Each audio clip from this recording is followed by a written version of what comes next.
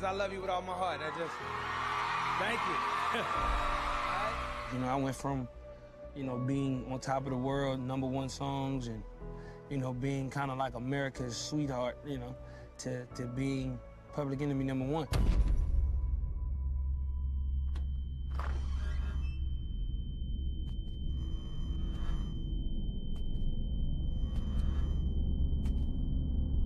Prosecutors have charged singer Chris Brown with 2 felonies, including assault.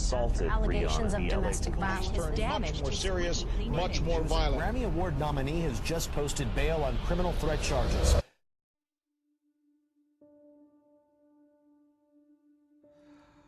I think I was about 15, the first time we actually met. It was at a show, I think it's Z100, a show in New York. And we were, I've been hearing her, like her music and stuff from, the radio. It was a big #1 hit. And I was just sitting there, I was like, man, okay, cool. I want to see what she looked like. I want to meet her. I seen her video, I was like, oh, she cute. So, I saw her at the show, and she was like, hey, what's up, how you doing? And she had an accent, and I was like, never heard that before. That kind of sound good, you know what I'm saying? So I said, you know what? Let me talk to her, see what she's talking about. Just to be cool with her. We exchange information and stuff like that. And through passing, we would be on the same shows. She would always would perform and then would go sit in the crowd. She watched my show, so I was nervous. I was like, do she like me? I didn't know if she liked me or not, but I was just like, she really watching the show, so she actually must like my music. So from there, we just became friends, kick it. Nothing too serious, but we just had, a good understanding of each other. What's all these dating rumors, Chris? Yes, no? I would just keep it as we just doing our thing, just having fun. Just one day I remember it was right before our VMA performance. Me and her did the VMA performance, my first ever one. It was a couple months before that, and I remember staying over her house, and I was just like, man, what we doing? And she was just like, what you mean? I was like, I'm always over here, we like each other, obviously. Let's just do it. Let's just be boyfriend and girlfriend. She started laughing. She said, you ain't serious. I don't think you want to do that. And I was like, why? And she's like, no. You ain't ready. And I was like, no, I am. I think I'm ready, for real. And so then I remember, I was like, I think I love you. She was looking at me like, what? Did I say the word? So, at that time when we did the VMAs, it was more we kept our relationship secret. So we had been together for maybe I want to say 8 months prior. So it was we just kept it to ourselves. We didn't want everybody to know. We just wanted it, just to be like, okay, if they guess it, they guess it. But right now, because we love each other, so I really don't care about everybody else. So we did the show, and it was that moment when you got a chance to say, okay, yeah, they're dating, they're talking. At that moment, she had the biggest records out, was going crazy. And me, I still was going strong with all my records and new stuff. When we got a chance to do that show, it was kind of like both of us being able to show the world, hey, we both are dope, talented artists, and we both, are gonna make a mark in this world. It was like a fairy tale. To see Rihanna and Chris when they first started dating, it was magical, And those two, they were kind of inseparable, You would hear about them being in the studio, you would hear, they're coming into the club together, and it was just an energy. At that time in our career, being that young, being naive, gullible, but also just happy, just wanting to be everywhere. I mean, it was no other feeling like it. But with her, with Rhea, it was just our power that we had at that age, it's dangerous, man. You could go anywhere. We couldn't go to a hotel and not have 1,000 fans outside waiting. You know what I'm saying? We couldn't go to any restaurant and just eat. Real life rock stars at 16 and 17 years old. Man, that's dangerous because you could do whatever you want. I just think we were the perfect, and bad combination. It was just good and bad together. It just, I want to say maybe a year and a half into the relationship with Rihanna, I really was serious about it.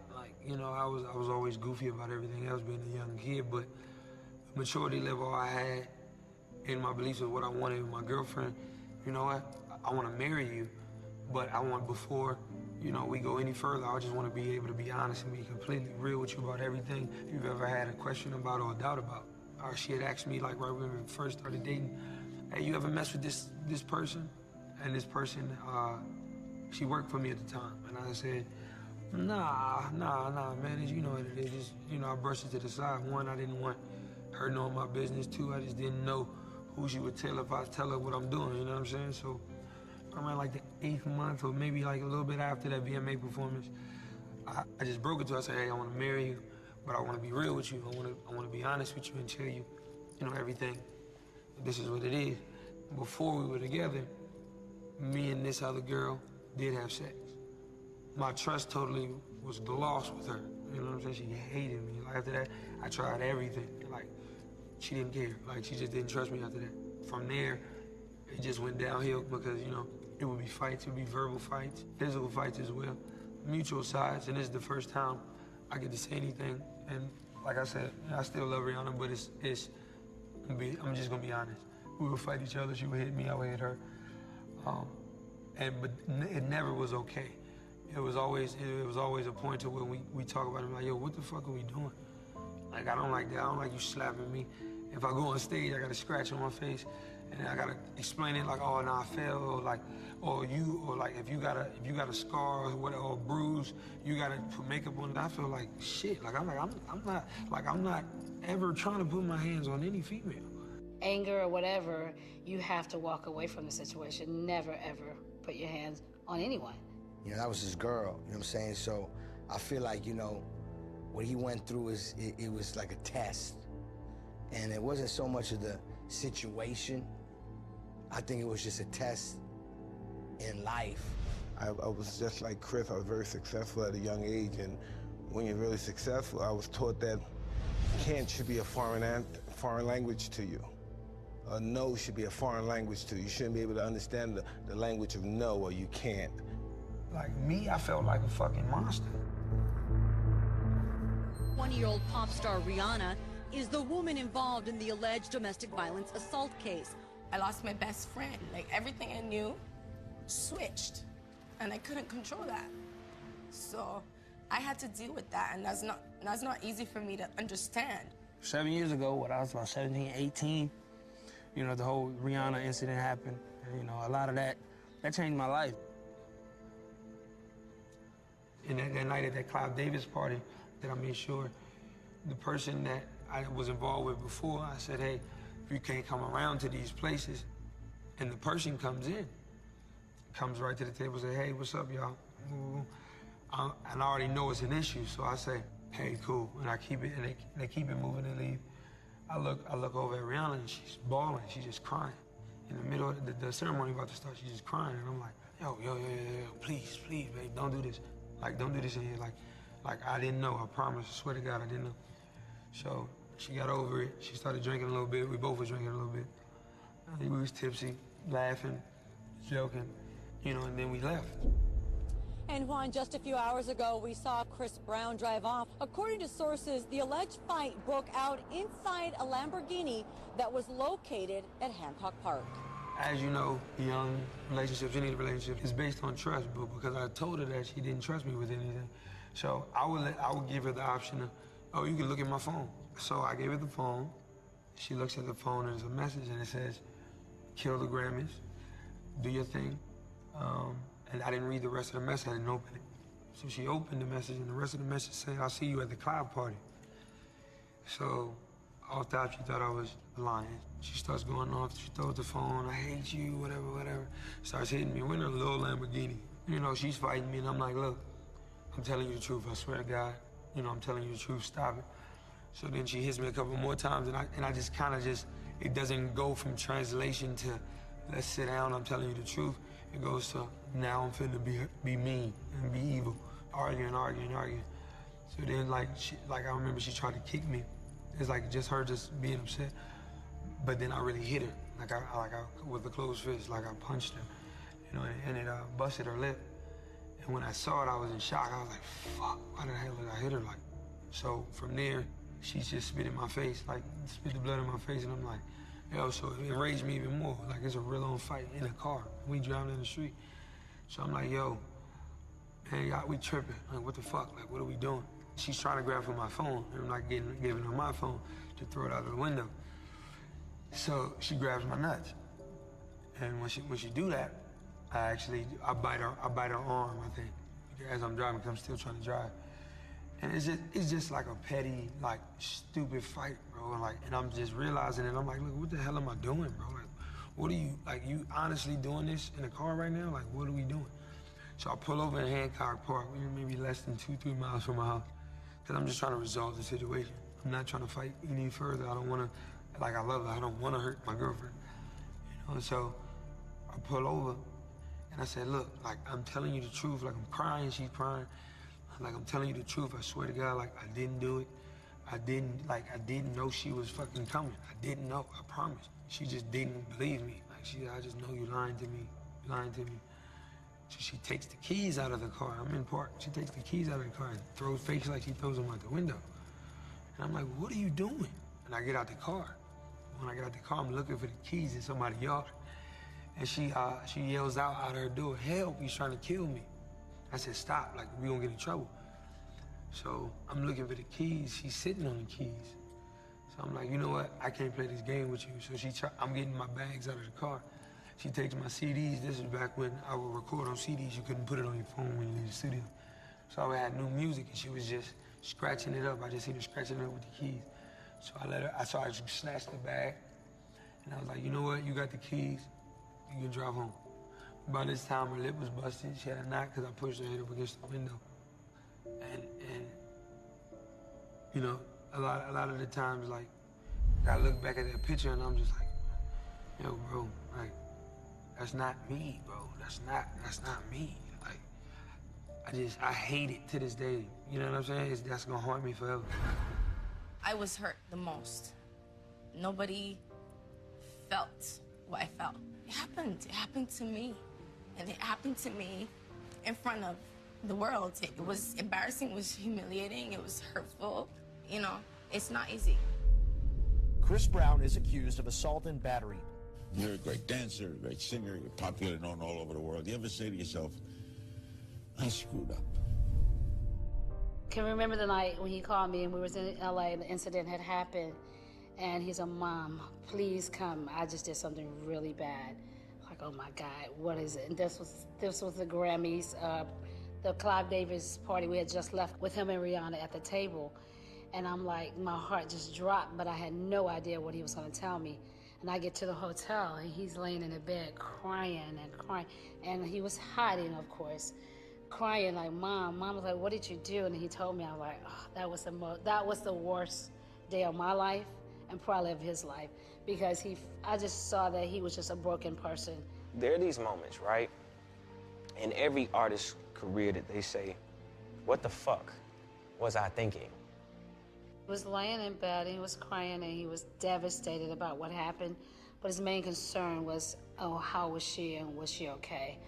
Of course, legal went down, and he was arrested, or he turned himself in. So he was just devastated, and just seeing him in that state was the worst ever.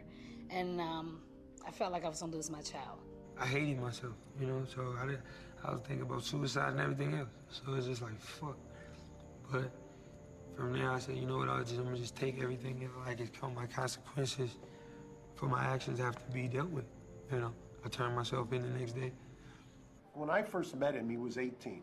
The male's brain doesn't fully form in impulse control until you're 25. About 6 years ago, last month, I got a call from a buddy in New York who said, it was the morning of the Grammys, it was a Sunday, it was about 6:30, and my buddy says, there's this guy, there's an arrest warrant for him, LAPD's looking for him, his name is Chris Brown, and the complaining witness's name is Rihanna. He called me, I think it was maybe an hour or two after it happened. And he was scared, like in disbelief, like he couldn't even believe this was even going on. I couldn't believe that, but he was, he was scared.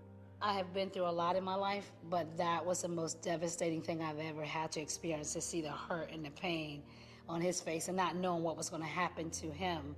I look at it and it's really like, how could I be that person? Yeah, well, the case originally was an assault with a deadly weapon, criminal threats, various charges like that involving strike offenses, serious felonies. He wanted to immediately take responsibility, wanted to plead guilty. Plead guilty, didn't argue. Didn't say, hey, now let me fight this case and take it to trial. And just say, hey, she fought me back. No, I'm not.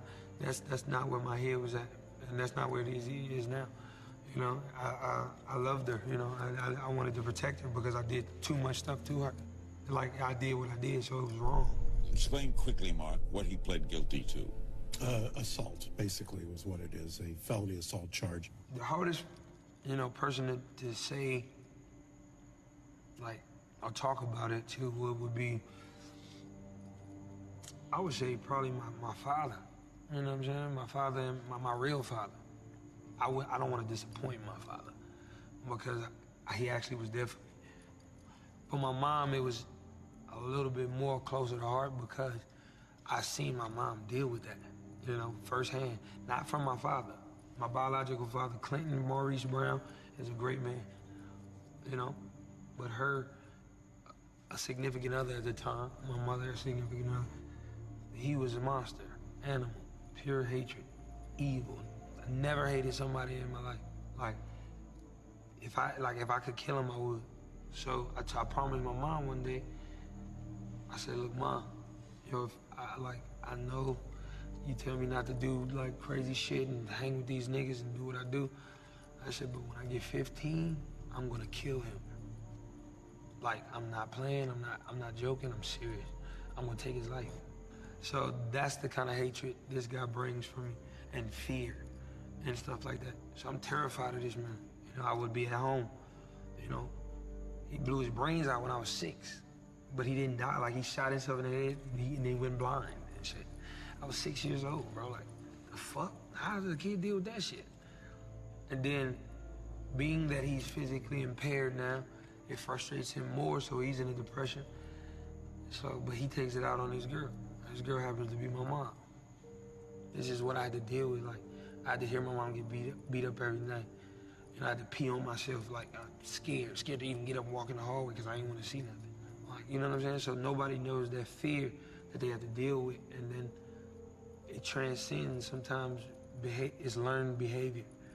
So me having to see my mom look at me through that light, like, I just saw him.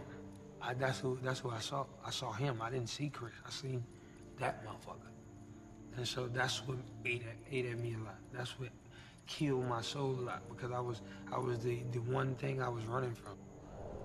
Sometimes you try to run away from the one thing that you don't want to become, and you become it. The only person they hate right now is him. The only thing Chris Brown is guilty of? A felony.